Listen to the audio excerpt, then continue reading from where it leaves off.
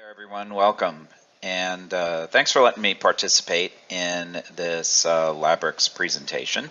My name is Gregory Zengo. I'm the Medical Director of Practical CME Medical Training.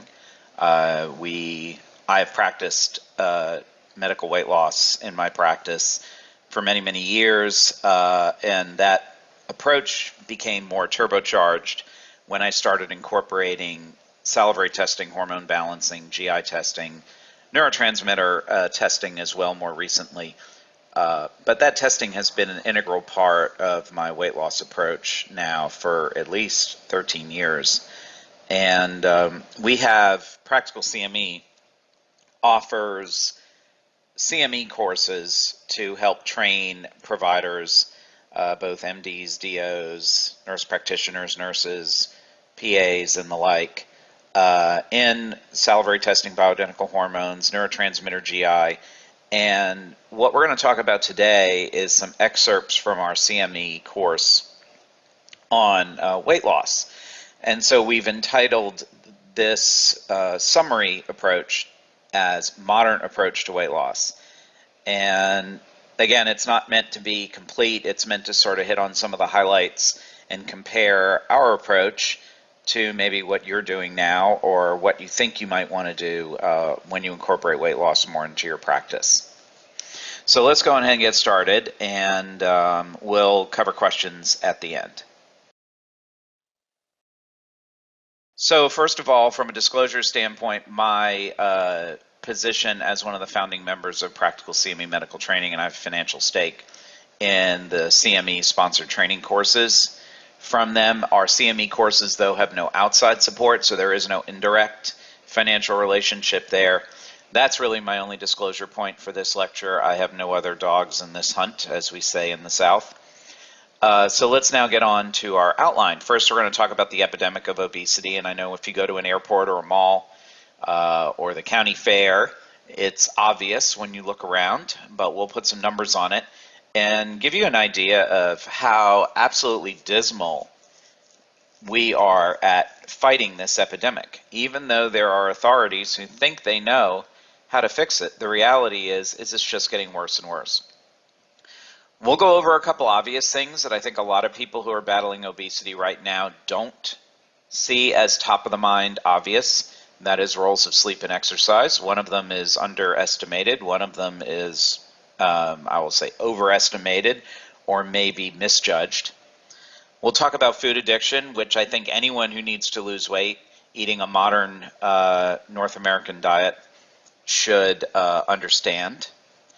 We'll talk about how we uncover barriers to weight loss with testing. You notice my choice of words there, and I think that's very important. I don't say we test you and balance your hormones so you'll lose weight. The hormones don't weigh anything, okay? They don't weigh anything. So what hormone imbalance, what stress does, is it creates situations where we may react to those hormone balances by going into a positive calorie equilibrium with our body and therefore gain weight. I liken stressors, medications, and some of the things we uncover in testing as barriers to weight loss. I tell my patients, you have a race to run if you want to lose down to your goal weight. And that race may be like taking 2 laps around the track. It might be like taking 60 laps around the track. The bottom line is you have to get there. What we're going to uncover in your testing is going to determine if the track is dry and it's a sunny day, if it's raining, if it's windy, if there's hurdles along the way, if there's brick walls with ropes over them. It's going to tell us what that journey is like. You still have to run the race. It's my job to clean up the track for you. And that's how I approach testing at the initial weight loss visit. Then we'll go into what we recommend as our menu portion exercise approach to weight loss. And then, of course, we'll talk about how to implement it as part of your practice and some things to look out for. This is readily available at Centers for Disease Control website, and it's called the Obesity Trends Maps. And I think these are really telling about what has gone on in society, despite all of our efforts, all of the low-fat foods that are in stores, all of the emphasis among the food and restaurant industry at providing foods that are, their words, cleaner or healthier. Clean and healthy are two incredibly horrible buzzwords that are not often compatible with weight loss, the way the food industry uses them. So let's look at this map. This is the percentage of overweight individuals, obese individuals with a BMI greater than 30. BMI, granted, has its limitations. It's basically just a proxy for scale weight because your height's not going to change if you're an adult. And so it only looks at basically weight and height. But that being said, it's a screening tool. It's definitely not going to characterize a sumo wrestler properly. But we have it. It is what it is. And it's what we're going to use throughout all these maps. So you can see the worst states had an obesity rate of no more than 14%. 1 out of 7 people would be obese if you sat in the airport or walked around the mall. That's 1990. That is not the Dark Ages. That is not black and white television, folks. That is when the first George Bush was president of the United States. It is not a long time ago. Let's skip ahead now to 2001, so 11 years later. And you see that no state has gone backwards. Many states have moved 2 categories forward. Mississippi moved 3 categories forward. Now you've gone from worst case scenario of 1 in 7 people obese. In just 11 years, we are now worst case scenario 1 in 4 people you see are obese. And you can see sort of the way it's distributed around the map and how it tends to concentrate in certain areas of the country. All right, let's take another jump. Now we're at 2010. Now they slightly had to change the shades of the colors because I guess when they first started these maps, they never dreamed they'd need a greater than 30% category, so they had to use that speckled red, and they made the 25% category a lighter, more of an orange instead of a red. So the color that Mississippi was on the last map is now what almost half the country is. Florida, Georgia, the Dakotas, Washington, Oregon, those are now all in the same boat Mississippi was just 9 years prior. You can see every state advances. No states are going backwards. This is an epidemic. This is not something that is just constrained to a certain area, a certain climate. You can't characterize it. It is everywhere. So here again is a summary of those 3 maps. Now I'm not going to stop here at 2010. We're going to go further. But the reason why I want to pause here is because their methodology changed starting in 2011 and how they collect data.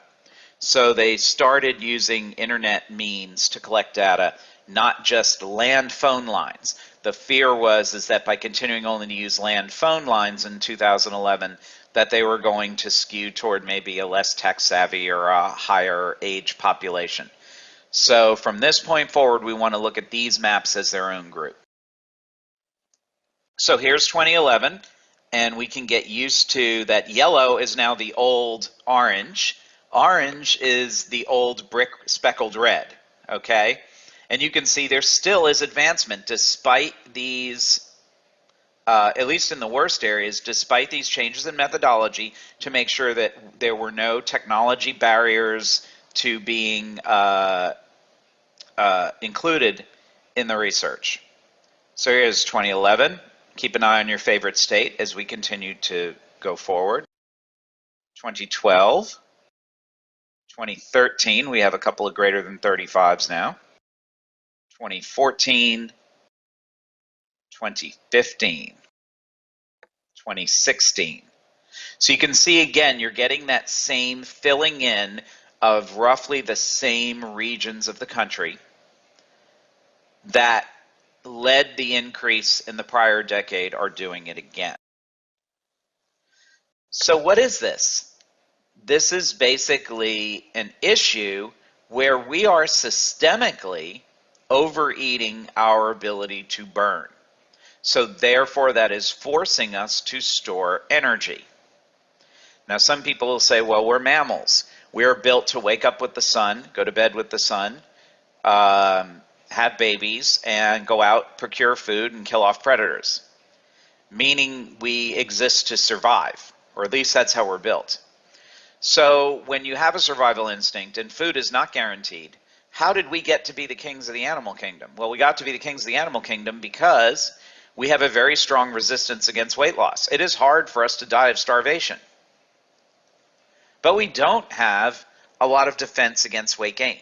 We have never, as a being on planet Earth, in our 200,000 year history since Neanderthal man, have had an issue with overfeeding and had to have built a mechanism. We don't have multi-generations to select people who are more resistant to overfeeding.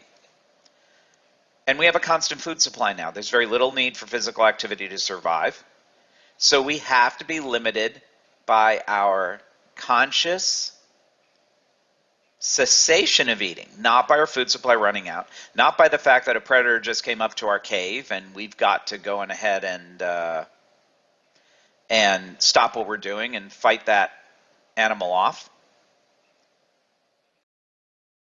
Our resting energy, sum total, is not keeping up with our intake. Therefore, there's some need for voluntary exercise, which a lot of people aren't doing enough of. Obviously, stepping on a treadmill is not the same as fighting off a predator, but it is better than sitting on your couch and playing a video game. If you want to boil it down to calories, what is the epidemic in calories? That is 50 calories per day. 50 additional calories consumed per day, per person, could explain the obesity epidemic over the last 15, really now 20 years. So there is this constant upward drift where all of a sudden now we are incapable of balancing our bank account in terms of what we take in and what we spend.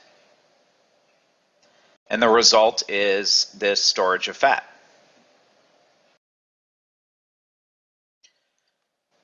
Well, I have a big opinion that a lot of this has to do with sleep.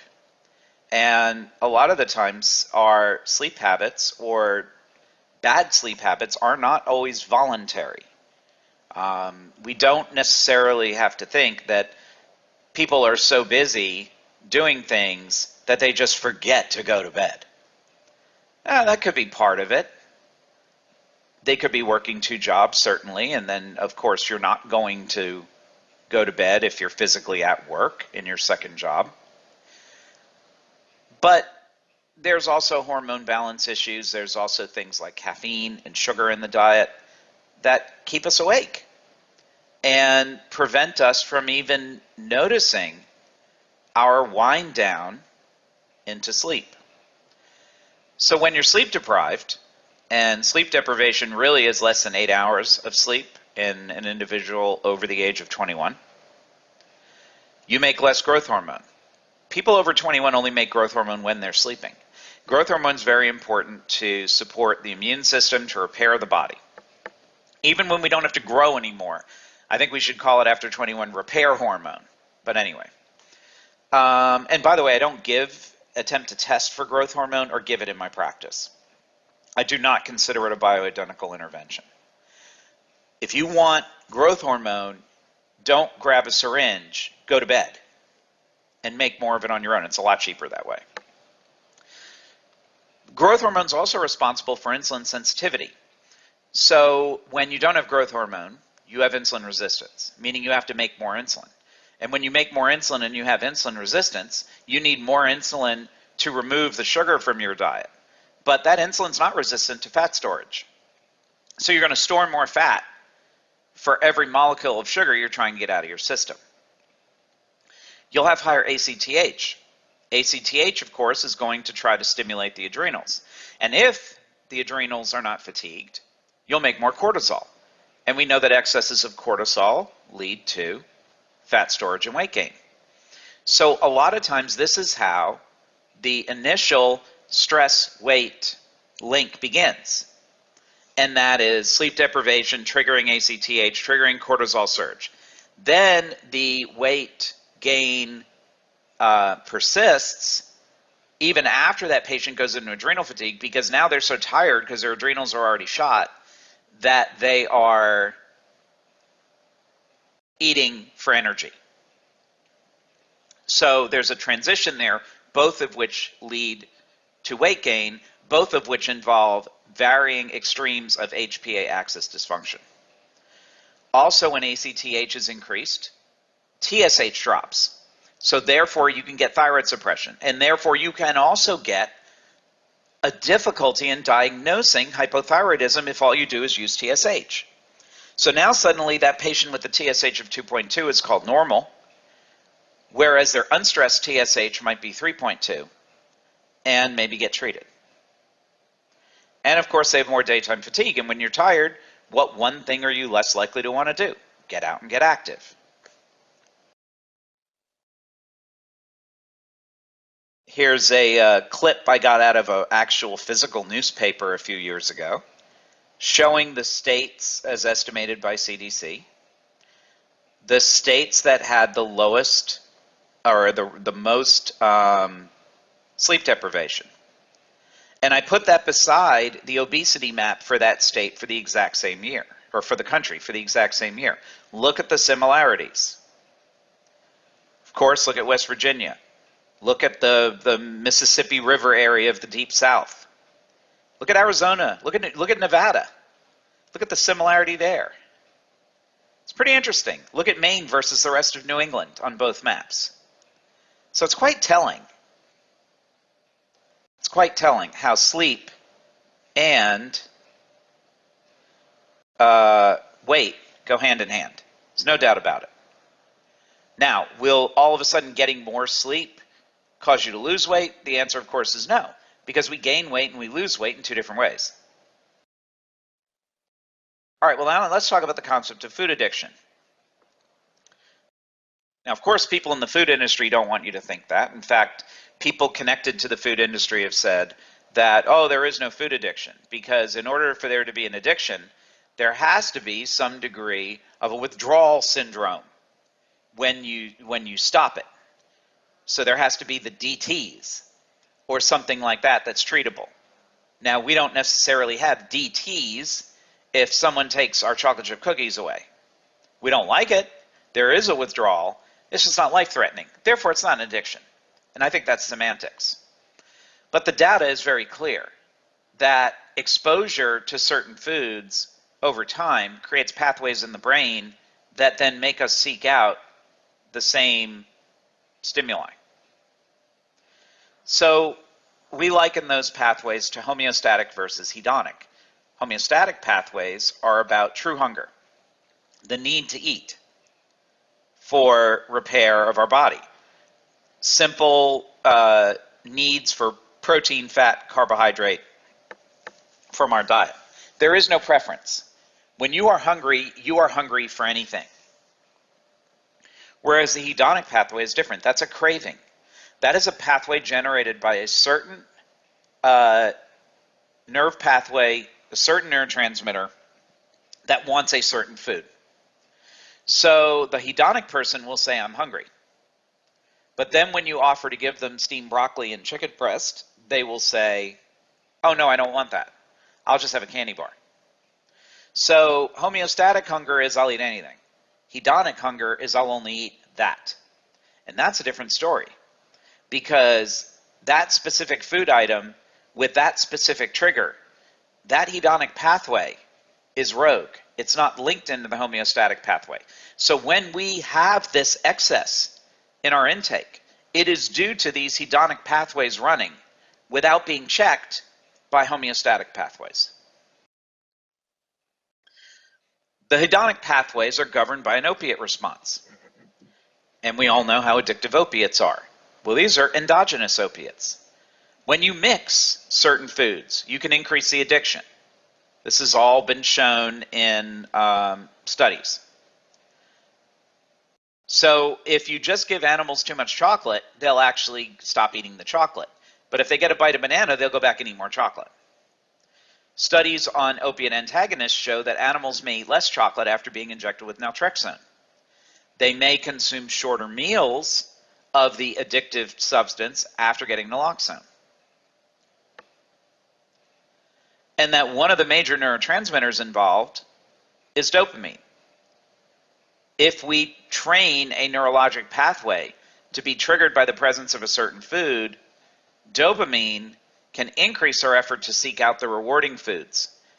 And those rewards further spike dopamine. The problem is that the dopamine receptors then become resistant. So that's tolerance. So you have to continue to have more and more dopamine to feel satisfied from that pathway. Now that dopamine response is not only triggered by eating of the food, but thoughts of it and visuals of it. Visual cues of the food are huge. When you put two people on the same diet, the person who's more likely to fail is the person that has the hedonic addictive food still sitting in their pantry that they have to avoid, because they have a visual cue of it every day. Or if every time they go fill up their car with gas, they have to walk inside the store and see the display of candy bars in front of the counter and resist it on their way home to eat their Jenny Craig or Slim Fast or whatever they're doing on their diet. Just seeing a restaurant logo could even trigger that response. So it's not just the presence of the food that can keep these pathways alive. Other people, possibly genetically, possibly just the way they've learned to eat and select their menu, have a lower dopamine response, meaning it takes more of that food to satisfy the addiction, meaning they may never eat that threshold amount. You know, for a lot of people, it's very interesting that their reactions to sweets and chocolate being very addictive, a lot of those same patients will have a very long runway with alcohol. So they won't often seek out alcohol like they would seek out Fig Newtons or Oreos. This is also important when it comes to dieting. Intermittent exposure to the foods may enhance the addiction. So having one piece of chocolate every 3 weeks may actually make that hedonic pathway even more sinister. So when you see the Jenny Craig and the Nutrisystem commercial showing you the brownie, come sign up for us and we'll deliver you food. And we make it sound really cheap, but it's really like 20 bucks a day. And they show that brownie that you get. They're appealing to that pathway. And that pathway says, yeah, sign up for them, because I'll stay alive if you eat that one brownie every couple weeks. Reducing an addictive food to small intermittent doses does nothing to decrease the dopamine in these pathways. You must eliminate the food stimulus for 4 weeks or more to have that kind of effect. The food industry thrives in promoting addiction. For every dollar that's spent on healthy eating promotion, $45 is spent on consumer advertising by the food and restaurant industry. Oh, by the way, those yellow numbers are just source citations that we have in our main course. The food industry, the restaurant industry, always know that bigger portions are more profitable. That's the Cheesecake Factory rule. Adding appetizers and desserts that are relatively devoid of fiber can cause the customer to consume more at one sitting. Big portions for sweet beverages. Beverages have the highest markup of anything in the restaurant. So all of these things contribute. So to summarize food addictions, you can't lose weight long term if your food addictions are not dealt with properly. And that means eliminating the food for a minimum of 4 weeks. Diets that allow even one bite of an addictive food are doomed to fail. Elimination means elimination. Not 23 hours and 59 minutes of perfect eating all day and then a square of dark chocolate 10 minutes before bed. Patient education regarding addictive foods is essential for any weight loss program. People need to understand why they crave certain things. All right, so let's give a nod a little bit to testing. So when I have a new weight loss patient, I'm going to definitely investigate their history and determine which of these tests I'm going to perform. Now, I'm very cautious because I don't want this weight loss program to be so expensive that it's a barrier to entry. But I do want to do testing when I think it's going to improve their results. Because a patient who tries a diet and fails is someone who never should have dieted in the first place. And so if I think there are certain barriers to weight loss that I can uncover with this testing, I'm going to do it because I don't want them to fail my program. So of course the most important one is going to be a salivary hormone panel with a 4-point cortisol, because that's going to tell you about body clock, it's going to tell you about sleep, it's going to tell you about potential for cravings. Also looking at sex steroids. Of course, we know that progesterone deficiency, estrogen dominance can lead to higher fat content, obesity, water retention, which affects scale weight. Thyroid panel speaks for itself, but we can't just test TSH. You got to test T3, T4. You got to look for, I'll even do wake up body temperatures to see thyroid function, because we've got to make sure that there are no barriers to cellular metabolism. Okay, the thyroid doesn't directly metabolize that Big Mac, but barriers to cellular metabolism within each individual cell is it's a must in order to lose weight. Urinary transmitter panel, again, in certain select patients who are at risk. GI testing, looking for gut inflammation markers. Again, if our gut is leaky, meaning we don't have the proper barriers, meaning more of what we eat, even if it is well selected, is going to pass beyond these barriers into our bloodstream and potentially have to then be metabolized and eliminated. That means two people eating the same meal, one person's going to absorb more. They're going to have a higher caloric impact from even the same meal. So if there's significant symptoms or concern there, then by all means, we'll do a GI panel.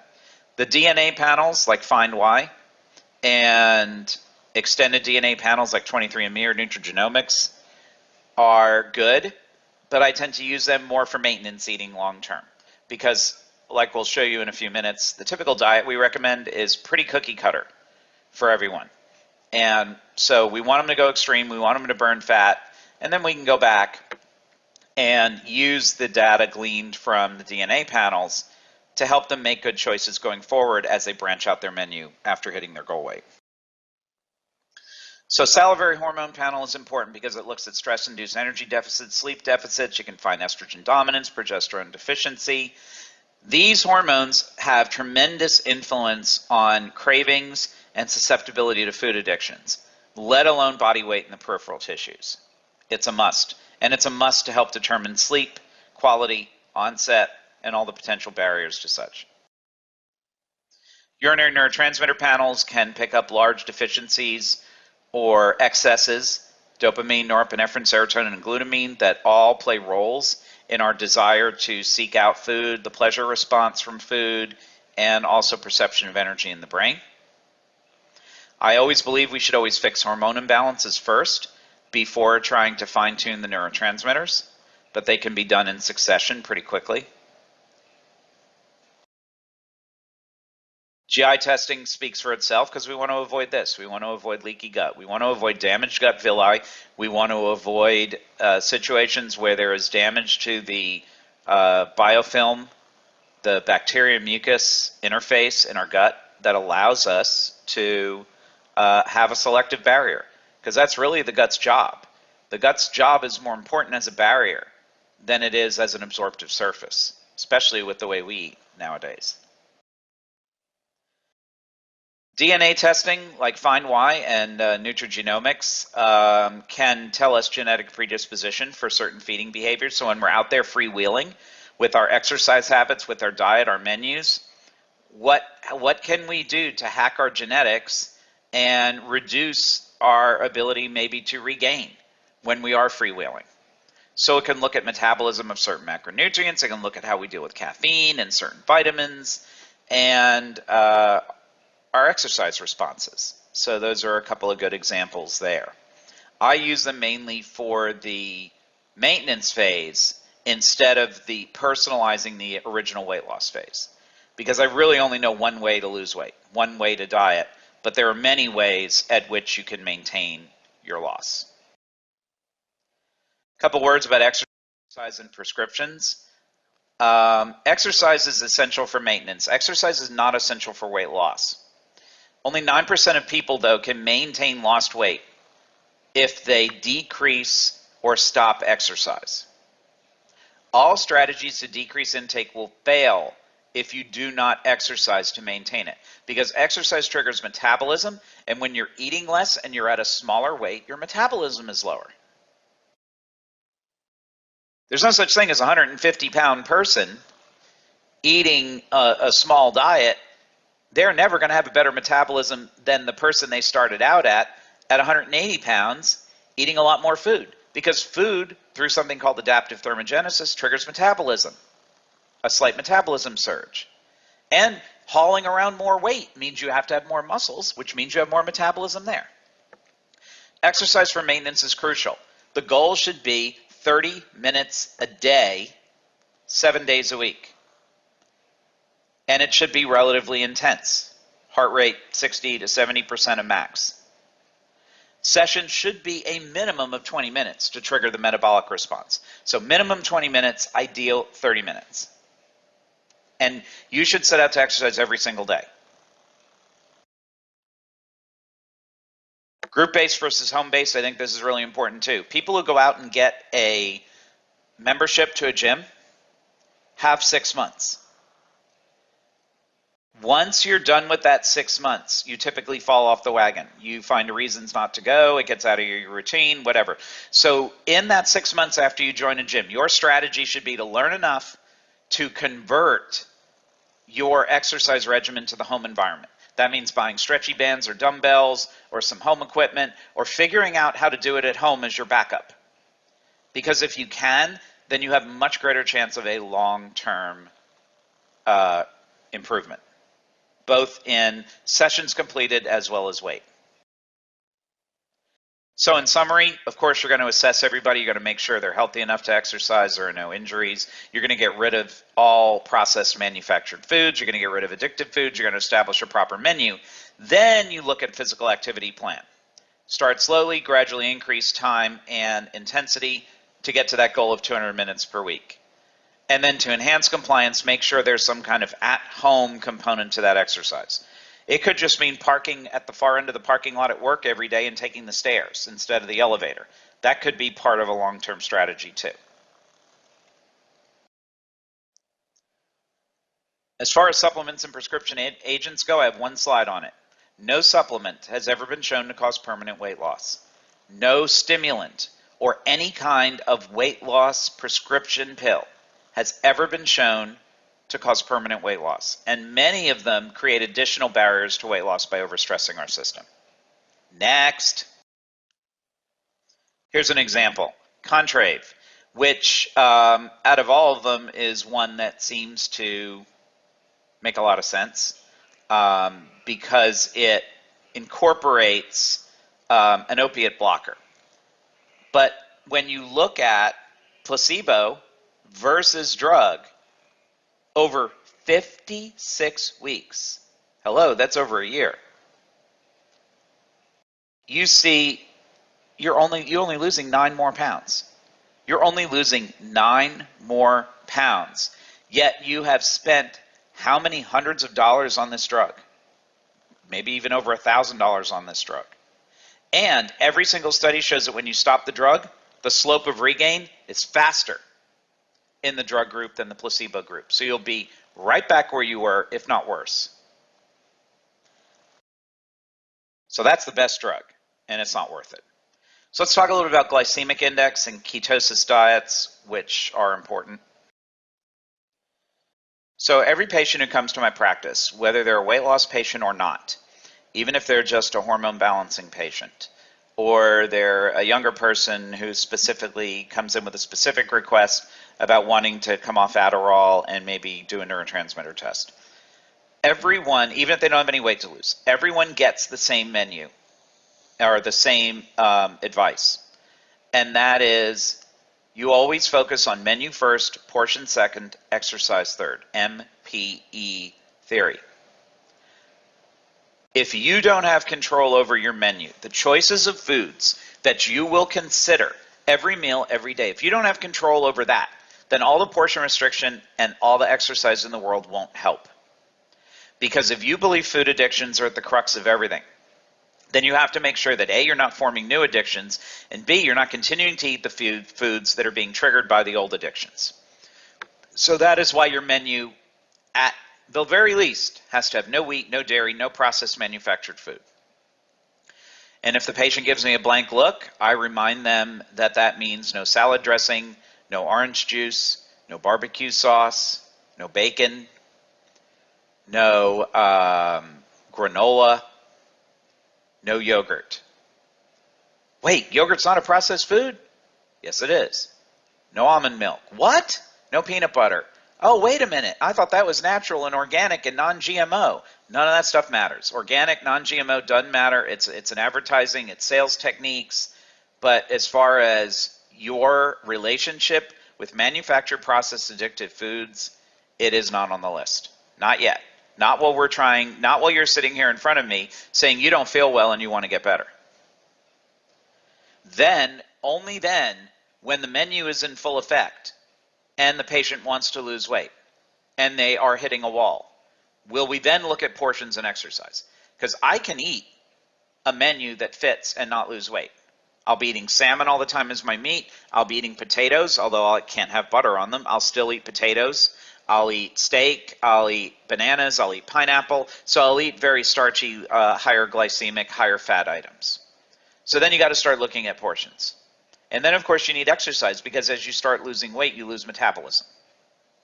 But if you start with exercise first, you'll reward yourself with this foods off your dysfunctional menu. If you try to portion restrict first, you will actually eliminate the healthy, non-addictive foods in favor of the smaller portion, but keeping the addictive foods. So you'll end up losing nutrition, which is why you have to tackle menu first, then portions and exercise. Now, I always tell someone, if you're already exercising, don't stop. I'm talking about, when I say exercise, I mean additional exercise, additional time, additional intensity. I never tell anyone to stop exercising on any diet. Because chances are, if they were training full out, they wouldn't be sitting there asking to lose weight anyway. Water intake is important, and it needs to be mentioned to everyone. A loss of 2% of body water will give decreased mental function, physical performance, impaired thermoregulation. Basically, it'll make you think you have every symptom in the book, you have every virus imaginable, you have every problem, you have adult ADD, you have insomnia, you have chronic mono, you have all these things. Just stay hydrated. But it's a must. Of course, the universal recommendation is 64 ounces a day, but if you're sweating or very active, you'll need more. Then eat low glycemic. I think we all know what low glycemic is. That's the ability of a food to, when it's consumed, to enter the system with a low blood sugar spike and slowly. And that's graph A. That's going to be a meat and green vegetable mix. Whereas B is going to be a glazed donut or French fries, where you raise the blood sugar in magnitude and in speed, causing an incredible surge of insulin, followed by an overshoot. And when you have an overshoot, meaning you've made so much insulin to try to get ahead of the sugar surge, that by the time the sugar surge starts to come down, the insulin can't get out of your system fast enough, so you get this hypoglycemic, post-meal hypoglycemia, which then makes you do what? Drink a 5-hour energy, or a Starbucks, or a Coke, or a snack, a pack of crackers, or and it just, everything feeds on itself. So this is what we should be teaching, the low GI pyramid. There are plenty of nutritionists out there that still teach the old food pyramid with the loaf of bread on the bottom. So you need to know that, who those people are, because you don't just want to randomly send your patients to nutritionists, because they can undo everything you're trying to teach them. A couple things from the literature about low GI diets. I mean, I think it's pretty well universally understood this is the way to eat. People dieting on a low GI diet had only a 4.5% decline in basal metabolic rate compared to a 10% decline in people on a high GI diet. So people who are calorie restricting and losing weight were able to retain their metabolism better when eating a low GI diet compared to a high GI diet like the Jenny Craig Nutrisystem, little squares of lasagna and chocolate cakes. The low GI diet people were able to keep the weight off better after the diet was over. They also lost more body fat and preserved muscle. and better satiety. So it's obvious it's the way to go. Now let's talk about ketosis. When I talk about ketosis, that means the rapid burning of fat for energy. And a lot of people don't like the word ketosis. It sounds like a disease. It's not ketoacidosis. We'll tell you why it's not ketoacidosis in a minute. Ketosis diets are, generally speaking, are low-carb diets, but they should also be low-fat, high-protein diets. This is not the Atkins induction phase that we're talking about here. That, when described by Atkins, was only described for a short term anyway, yet there are people that do it for 6 weeks, and they're completely doing it wrong. But ketosis diets are the most efficient at fat burning and preserving lean mass. They will never result in acidosis if you are not diabetic, because normal sensitive insulin prevents the acidosis from happening. And again, as long as you're not consuming too much fat, that's another reason you won't get acidotic. Oh, and also you're not going to be drinking alcohol in the diet. Alcohol could produce acidosis, but again, that's not something you're going to do in a weight loss version. So a proper weight loss ketosis diet will not produce acidosis in a non-diabetic individual. Do not use this in an insulin diabetic individual. Of course, the way we want to eat with our ketosis diet is that there are no food allergens and we're not attacking our gut and creating leaky gut out of it. As far as safety goes, ketosis diets are extremely safe. There are no negative effects on lipids, blood pressure, glucose levels when you consume less than 60 grams of carbohydrates a day. Weight loss is incredible. Cholesterol LDLs are down, HDLs are up, all good. Improvement in overall insulin sensitivity compared to just trying to lose the same amount of weight on low-fat diets. So you get into ketosis by restricting net carbs, which is basically the carbohydrates that are metabolizable, the sugars, the other carbohydrates, not the fiber. You may start originally with only 20 grams of carbohydrates per day, 50 to 60 grams a day considered normal for maintenance. Everyone's threshold is different. And then you need a baseline level of protein intake. A minimum of 0.8 grams per kilo per day. Higher if you're more active. So yeah, bigger people probably need to eat a little more at first. A 4-ounce chicken breast is roughly 30 grams of protein. So a 4-ounce chicken breast twice a day will be adequate for many people. But do the math. You can also do a range of 0.5 to 1 gram per kilo of lean body mass, and you can change that with activity. Or, simple way to put it, you eat 2 lean green meals a day and you eat 2 pieces of fruit as snacks. The lean green meal should be chicken without the skin or low-fat fish, baked, grilled, no added fat, of course, with a green, low-glycemic vegetable. Yes, certain red-colored peppers, tomatoes, yellow squash, those are all low-glycemic enough too. 2 pieces of temperate climate fruit as snacks, apples, oranges, berries, peaches, those kind of things. Not necessarily melons, grapes, bananas, and pineapple. Water throughout the day, drink even when you're not thirsty. No more than 2 caffeinated or diet drinks, no wheat, dairy, no processed food like we mentioned before, that's a must. You are not going to get to this place drinking some shake either. So forget that. Protein shakes are not the sum of the parts on their label. First of all, nobody's checking those labels, so you don't even know if they're right. Second of all, the body needs to chew to activate proper satiety. So forget the shakes. So within 2 to 3 days, you'll be in ketosis, you'll have a lower appetite, you'll have hunger only at mealtime, energy will start to become consistent, and you need to keep it going. So you continue to feed at regular intervals of small amounts of protein and complex carbs, and that continues to make gluconeogenesis in the liver going. The fat becomes the ketone bodies themselves, which are little 3-carbon fragments that enter in metabolism just like half a sugar molecule will. In order to stay in ketosis, you don't cheat. You don't have a glass of wine. You don't have a square of dark chocolate. You don't have something sweet or high glycemic that will kick you out. Because if you get kicked out of ketosis, you'll be hungry for 12 to 24 hours and not burn any fat. You got to keep the protein intake up and consume only the fat that's marbled in with the meat. Also, when assessing progress, I want you to think about using body impedance testing in addition to scale weight, because the scale weight will only tell one story. When you step on a body impedance analysis machine before and after a diet, you will see a lot of other parameters change, like extracellular water. That tends to be water that has solubilizes a lot of toxins. Obviously, body fat percentage you'll see. You can get a calculation of basal metabolic rate based on your total body weight and your muscle amount. Phase angle is an indication of cellular health and youth. You can actually show someone an indicator like, look, your cells are getting younger even though you're 3-6 months older. So with all patients, you need to have a really good counseling regimen. You need to counsel them about exercise. You need to counsel them that it's essential for maintenance, that you don't need to go and get a gym membership and go crazy on the first day that you're trying to restrict your menu, because the food rewards are going to go crazy on your brain. Mention front-loading your day with water, drinking when you're not thirsty, trying to get 8 hours of sleep. Reasonable goals. I'll show you a slide next that'll blow you away. And we're going to look at endpoints other than weights. We're going to look at mood. We're going to look at your sex drive. We're going to look at how you fit in your clothes. I always want my patients to weigh only once a week. Weigh only once a week.